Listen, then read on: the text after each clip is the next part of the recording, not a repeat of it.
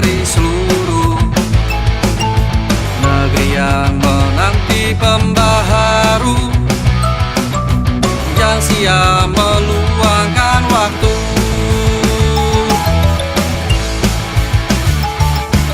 Dan tenaga untuk dedikasi, inovasi yang tiada henti, demi mewujudkan birokrasi, bersih dan tulus melayani. Selanjutnya, laporan penyelenggaraan pelatihan terpadu sistem peradilan pidana anak angkatan 80 tahun anggaran 2023 oleh Kepala Pusat Pengembangan Pelatihan Teknis dan Kepemimpinan kepada Bapak Eko Budianto. Disilakan. Assalamualaikum warahmatullahi wabarakatuh. Selamat pagi, salam sejahtera bagi kita semuanya. Om Swastiastu, Namo Buddhaya, Salam Sejahtera.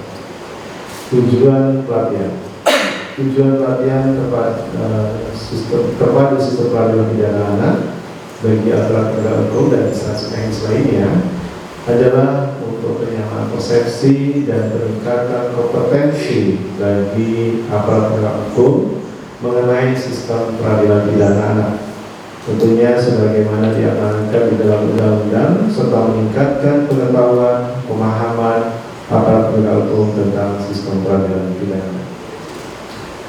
Peserta pelatihan, jumlah peserta pelatihan terpadu sistem peradilan pidana anak sebanyak 30 peserta yang berasal satu dari Kementerian Hukum dan HAM sebanyak 10 peserta, Kejaksaan Agung 5 peserta, Kementerian Sosial 5 peserta, Kepolisian 5 peserta, dan Perhimpunan Advokat Indonesia sebanyak 5 peserta.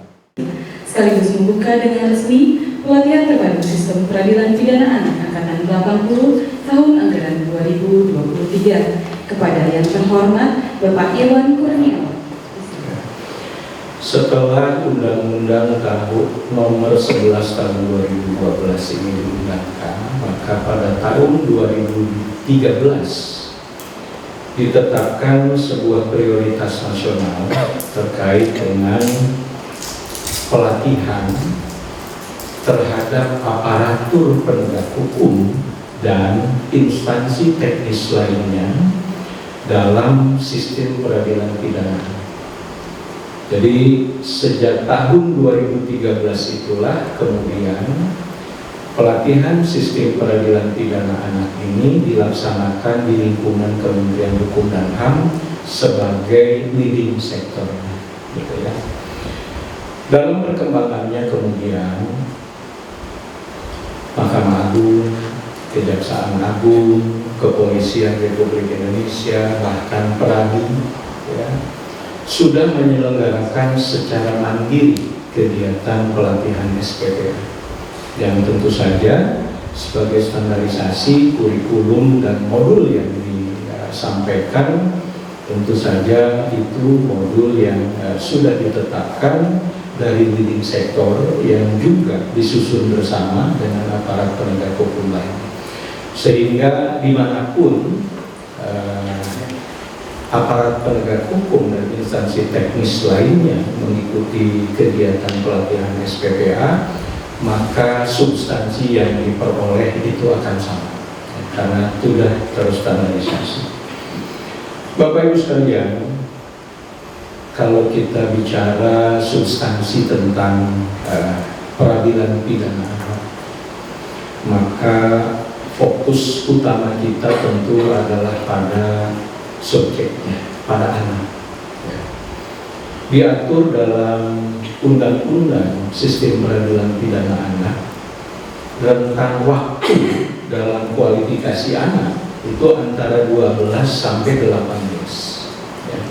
Tetapi ketika masuk pada persidangan anak, maka usianya kurang dari 21 tahun.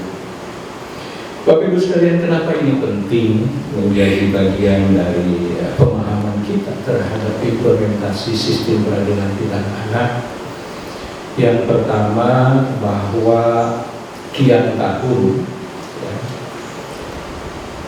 tindak pidana yang dilakukan oleh anak atau anak yang berkonflik dengan hukum atau anak yang menjadi saksi dalam persidangan itu kian hari kian meningkat. Ada yang beranggapan bahwa ini adalah sebuah iceberg syndrome, di mana dulu ketika pemahaman dan kesadaran kita terhadap sistem peradilan pidana anak masih jauh dari memadai, maka yang terlihat hanya ujungnya saja, hanya puncaknya saja. Nah sekarang ini setelah pemahaman kian tinggi, kemudian peran media juga demikian besar, di mana sekarang ini setiap orang juga adalah media, maka dampaknya terhadap angka-angka statistik terkait dengan tindak pidana yang melibatkan anak itu sekian hari kian tinggi. Situasi ini sangat memprihatinkan, apalagi saya ingin mengulangi bahwa rentang usia ya dari mulai 12 sampai 21 kalau kita hubungkan dengan persidangan, kalau kita hitung saja misalnya rata-rata kalau WHO itu usia kesempatan hidup berapa? Sekarang ini bahkan umur 60 saja masih dikatakan remaja. Gitu. WHO itu menetapkan seperti itu kalau tidak salah. Jadi beruntung WHO menetapkan itu ketika saya jadi masih remaja. Boleh dong. Ya. Kalau rentang waktu 12 kemudian anggaplah usia kesempatan hidup itu 70 tahun saja, maka sisa dari 12 ke 70 itu kan masih ada 58 tahun ke depan ketika anak berhadapan dengan hukum ya. Baik pun dia sebagai anak yang berkonflik dengan hukum atau pelaku, baik anak sebagai korban, baik anak sebagai saksi. Karena meskipun hanya berperan sebagai saksi, trauma itu akan melekat. Trauma itu akan terus menghantui. Maka negara menganggap harus hadir di sini. Sistem peradilan pidana anak ini harus sama persepsinya dari setiap aparatur penegak hukum dan instansi teknis lainnya yang terkait. Bagaimana dalam prosesnya kita akan mengedepankan prinsip restoratif justice. Pemidanaan itu hanya sebuah upaya terakhir, ultimum remedium, ketika semua upaya tidak lagi bisa dilakukan. Bagaimana pendekatan mulai dari seorang peneliti kemasyarakatan membuat litmas ya, PK Balai Pemasyarakatan di bawah Kementerian Hukum dan HAM menyusun itu dan mengarahkan bahwa penyelesaiannya sedapat mungkin mempergunakan prinsip restoratif justice. Keuntungan atau kemanfaatan dari penegakan hukum itu harus diperoleh oleh semua, oleh pelakunya, oleh korbannya, oleh masyarakatnya, dan oleh penegakan hukum itu sendiri. Kemudian lebih jauh diatur ketika anak yang terlibat di bawah usia 12 tahun, maka pendekatannya di samping restoratif juga ada diversi. Jangan buru-buru merampas kemerdekaan anak. Lakukan upaya perdamaian. Jauhkan prinsip-prinsip pemidanaan. Karena bayangkan, rentang waktu ke depan kalau dibandingkan dengan usia kesempatan hidup yang 70 saja bisa, masih 58 tahun dia akan melalui itu. Kita tidak pernah tahu dia akan menjadi apa. Tapi di saat dia berhadapan dengan hukum, di saat dia ada pada lingkup peradilan pidana anak, maka semua apa yang menjadi masa depannya di tangan Bapak Ibu. Mau jadi apa dia? Mau diapakan dia? Apa harapan kita terhadap dia? Di proses ini juga bisa ditentukan. Ya. Jadi sekali lagi, ini adalah pelatihan ini, tujuan utamanya adalah menyamakan persepsi. Karena dalam criminal justice system, ya, sudah ada penyidik anak punya perspektif khusus tentang bagaimana mendidik.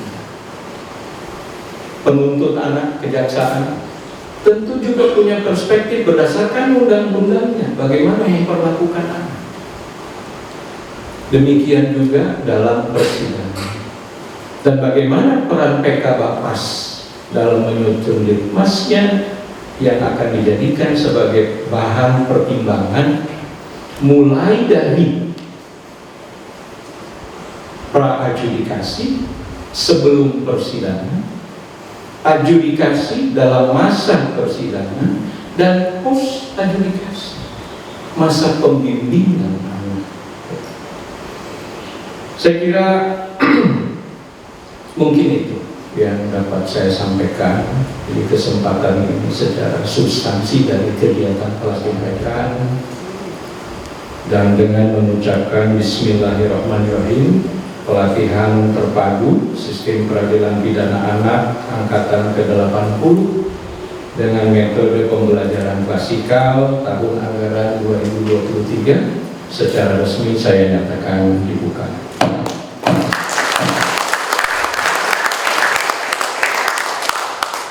Wabillahi taufiq wal hidayah. Assalamualaikum warahmatullahi wabarakatuh. Om Santi Santi Santi. Mencetak SDM unggul untuk Indonesia maju bersama BPSDM. Hukum dan hak bersih dari semua korupsi dan perbuatan tercela, berlomba untuk sumbangkan prestasi, santun bersikap menjadi jati diri, disiplin melangkah untuk selalu menjaga sinergi demi mencapai kinerja tertinggi dalam modernisasi